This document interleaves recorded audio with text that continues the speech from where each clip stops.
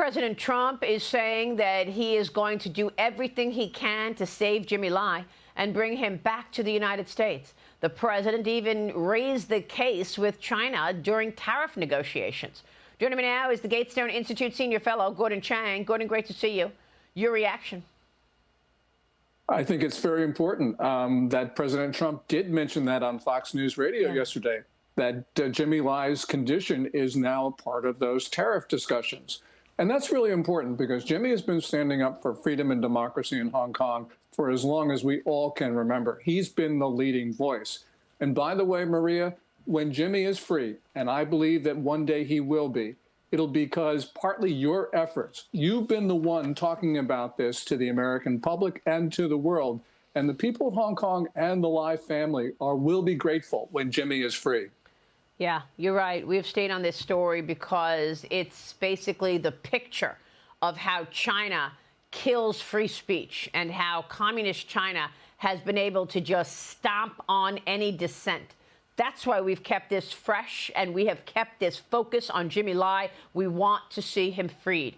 Now, let me get your take on this new report claiming that U.S. authorities have been secretly placing tracking devices in targeted shipments of advanced chips, detecting if chips are being diverted to destinations under U.S. export restrictions like China.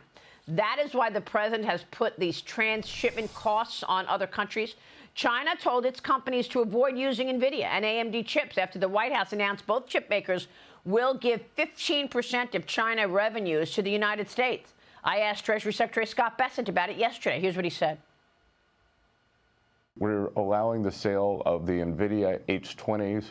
I'm not sure what the comparable chip is for AMD, and that's about 5 levels down the Nvidia tech stack.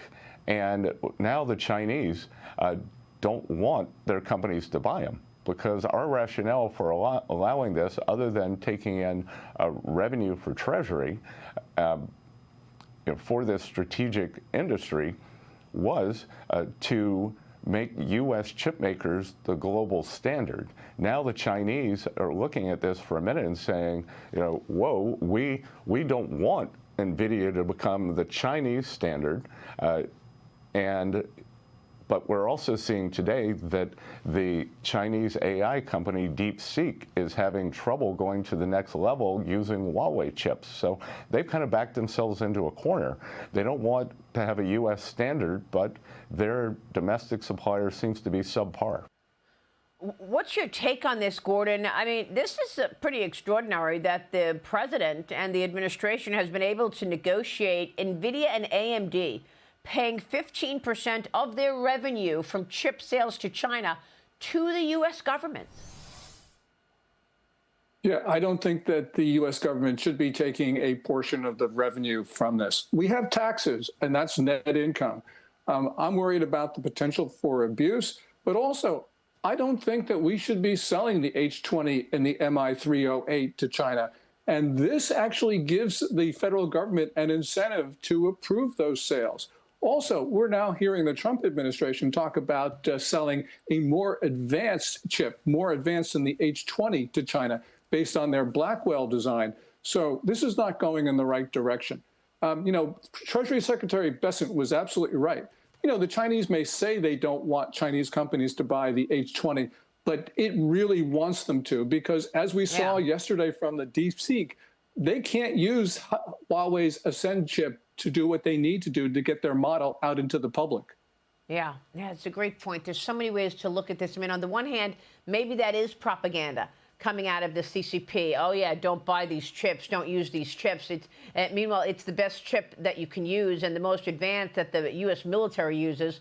Mark Tepper, I also find it fascinating that they have negotiated this deal to send 15% of the revenue that they're making in China to the U.S. government. Yeah, I know. It's interesting, but if I'm looking at it from the perspective of Nvidia and AMD, you've got two options. You pay 15% or you can't export any of those chips at all. So I guess it makes sense why they are willing to make this deal. But to Gordon's point, I've never been a fan of the government getting too involved with any private enterprises, whether it's the U.S. government potentially taking a stake in Intel or bailing out the banks during the Great Recession. I've never been a big fan of that. Yeah. I always want private enterprise to do what private enterprise does best, and that's go out, pursue profits, try to improve shareholder value and things along those lines. That's when capitalism really works at its best. So you don't like the idea then that the talk is that the government's going to take a stake in Intel? No, I'm not a big fan of that at all. I don't know how it would work. Not a fan.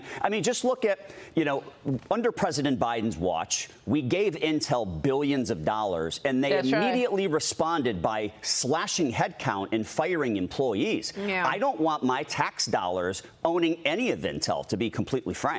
Well, I mean, that was one of the reasons Tom Cotton sent the letter to the board of Intel in the first place. Intel was given all this money, and yet we see all these reports that the CEO, who used to be the CEO of Cadence, was actually doing deals with, and selling secrets to Chinese military companies. That was why the senator sent the letter. But Gordon, real quick on the macro story here, because we've got new data on China's economy. The Wall Street Journal writes it's a broad-based slowdown last month, adding to the pressure on Beijing to do more to rev up growth. How would you assess the economy of the second largest? Yeah, these numbers from July showing growth slumping are really depressing for China. And yes, the tariff war has had some effect on it, but primarily it's because the domestic economy is probably about zero if the Chinese were actually honest about their statistics. We're seeing price data which shows deflation, not only in the factory sector, but in the consumer sector as well. And that means there can't be that 5.2% growth that they reported for Q2.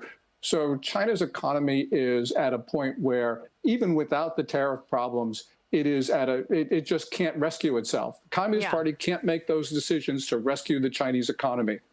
And we should point out that China held back from doing any new stimulus in the month of July. So it's questionable whether or not this economy in China actually is, growing without the government's help, without the stimulus, because look what happened in July when they didn't do stimulus. Gordon, it's great to talk with you. We're going to keep a focus on all of that. We appreciate your time this morning, sir. Thank you. Gordon Chang. Thank you, Maria. On China. We'll be right back.